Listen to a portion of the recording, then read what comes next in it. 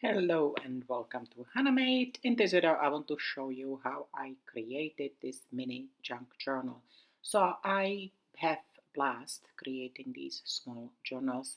I don't add much writing. I just do kind of quotes, but to me the interesting part is the creativity and creating the pages. So it's sort of art journal rather than journal that you write to how your day was.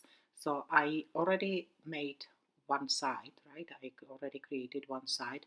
Not sure if you can see it, but these are an old file folders that I got to size about 3 by 4. Those are all the supplies. You can use whatever you like to use, but you always need some kind of cardstock, different papers, and glue and scissors, something to cut with. Then I also use additional pictures of, in this case, different flowers and quotes. Everything can be done by hand. I have to admit I prefer that method when I am making everything from scratch, even though I did before the almost, I want to say, lazy way out, and I use stickers and everything was basically pre-made. Um, so I usually start with creating kind of a basic collage, right?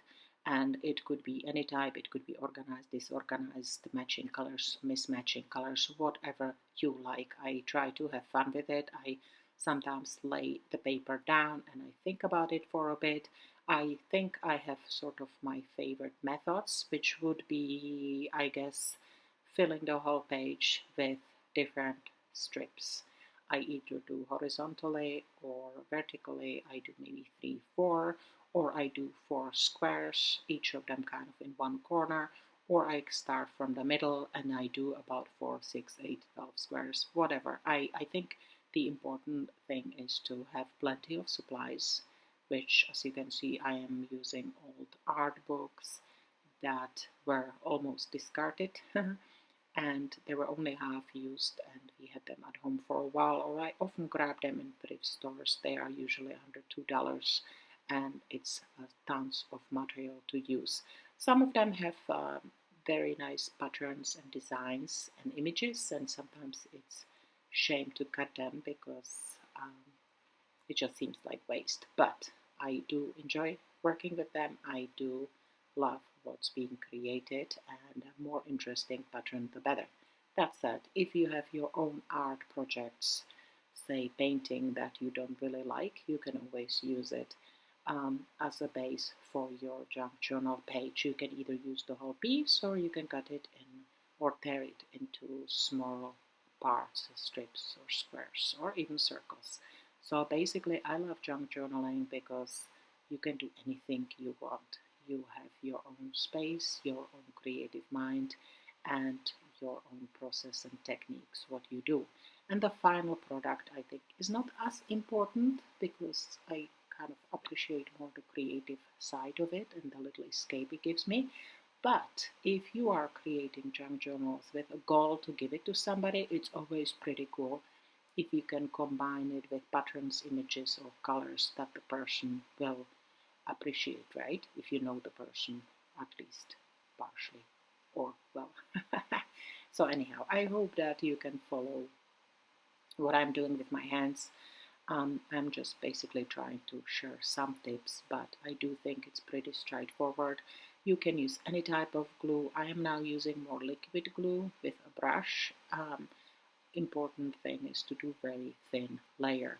However, I have to admit that glue sticks are super easy to use. You can use them anytime. You don't have to clean anything after.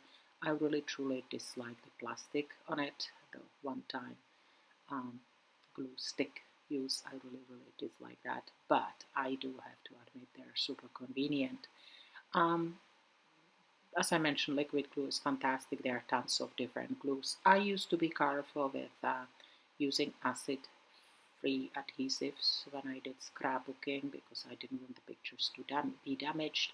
However, I think with the scrapbooking, we don't have to be as picky because the worst case scenario, everything will be a little bit aged, kind of yellowish, and I actually in my junk journals age the pages on purpose. Um, uh, So you can probably see that I'm sort of following similar pattern. I do right now, I think I'm doing 4-3 strips, and I overlay them a little bit. You can overlap them, you can leave little gaps. I do like it when it's torn edge, right? There is a reason for it as well, that if you cut something with scissors, you should make sure it's kind of straight, right? But with the tearing, it gives it nice artsy look, and you don't have to be a scarf of it keeping it straight. So um, you also see that I'm using patterns that have writing on it. I think it gives it a nice look actually. It kind of looks artsy right away. Um, you can use any type of material, any type of paper, and you will be surprised that once you open your eyes to it, you will find material to use anywhere. Of course, anything to do with art, anything to do with drawing, photography is fantastic, but it will be surprising to you that even old, boring textbooks are fantastic. I also like dictionaries, I like maps, I like, as I mentioned, artsy books because they have many purposes, right? You can cut out pictures and use them as well. Um, if I am cutting off the edges, when I use liquid glue, I actually realize that it's easier to cut off everything when it's dry. Otherwise, it's just too pliable in my hand. I also use Mod Podge. I love Mod Podge, especially the smell.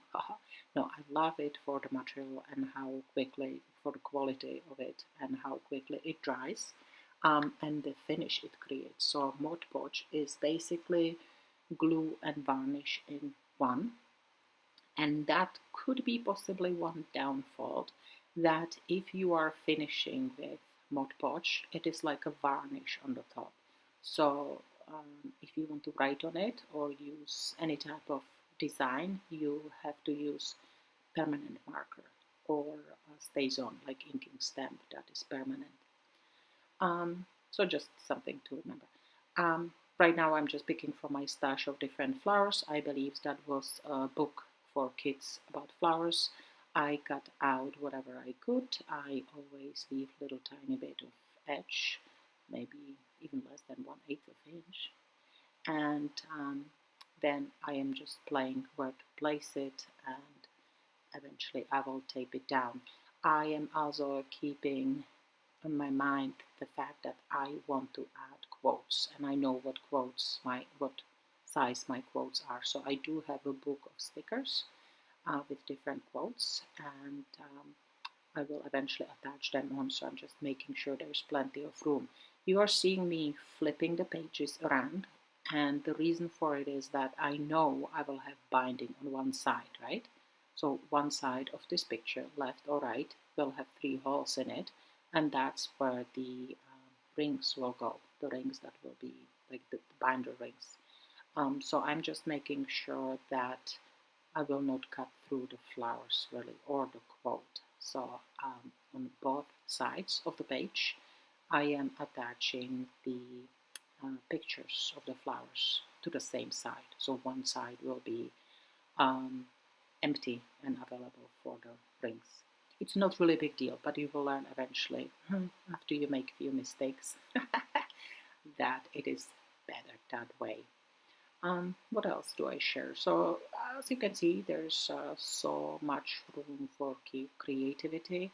You can use cutouts from pictures, you can use flowers, people, houses, whatever you want items. In this case, stickers are of course fantastic, right? If you don't have much time to be creative, stickers are amazing. You just stick them down, so you don't have to use glue and you don't have to cut them out. And I am actually impressed how many amazing stickers there are for sale now. So once again, I'm still checking what's on the other side, how the other side look like, and where I'm going to put the holes eventually. I also love using stamps. I have many stamps, I use them a lot, and you can stamp on a piece of separate paper and then cut it out, and it will basically achieve similar look. But what else shall I share? But you can use basically whatever you want, and eventually more you do this, you will find out what you like. So, and here is my newer technique that I really enjoy and I'm super excited about. This is a paint pen, which has got thicker paint, thicker ink basically. I like using it very much. You can use it on a plastic, on glass, metal, anything. It's fantastic. But I am using it for making a simple dots. And I don't think I have to tell you much. You will see how much it adds. Little silly dots add so much character. It's fantastic. I love it. I really, really, really love it. So I am not really using my brain where I'm putting them, but I kind of try to put them in spaces that are a little bit boring, right? So if you see an area that doesn't have much pattern, I just add a few dots. Um, this marker is great quality. I had one before that wasn't as white. So if you are purchasing these, do make sure you buy good quality because that's worth it, right? It will save you time eventually. I am using white because it seems kind of like the coolest look really, and it pops out. But depending what background you will have, you can use different colors as well. I use gold and I use black too, silver as well.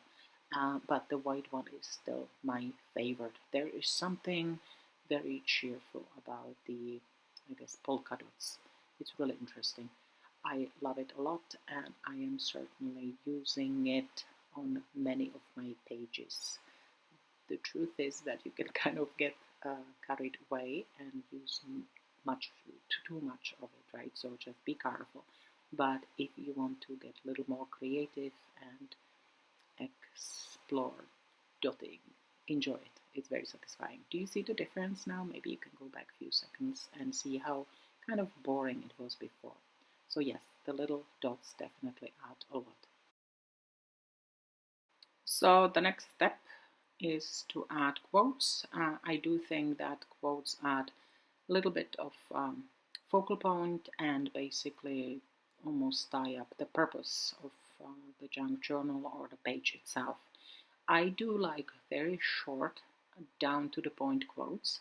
I also love encouraging words. I do think any type of positivity and optimistic, encouraging quotes are fantastic for these pages, especially because it's flowers, or I like the botanical theme and kind of nature related quotes. That's just my cup of tea.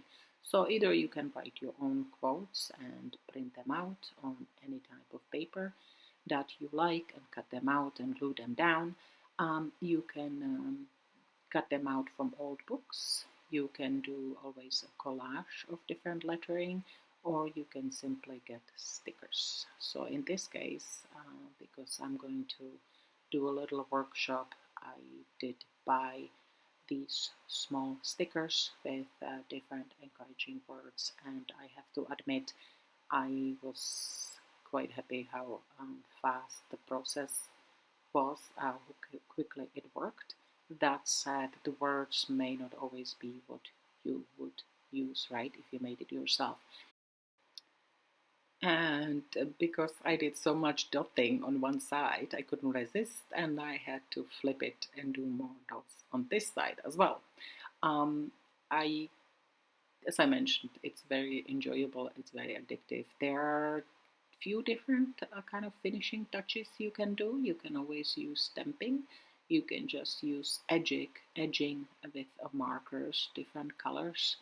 And I like using inking pad. I will show you how that works. By the way, in the previous segment when I was attaching the stickers, I used X-Acto knife just to basically pull them off the bottom behind of the paper they are attached to, and I find it easier to transfer them that way as well, because if you put the X-Acto knife little tiny bit under, you can basically transfer it and then make sure you attach it correctly to the piece you are making.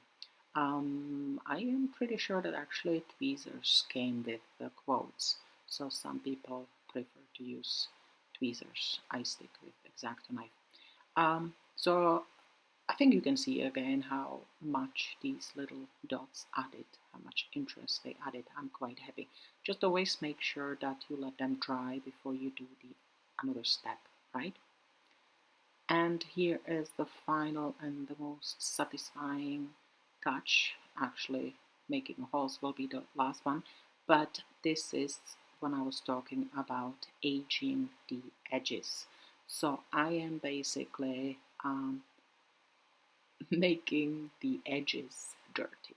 So I am using stamping ink and I am rubbing it on all edges of my um, pages of the cards. So I do both sides at the same time.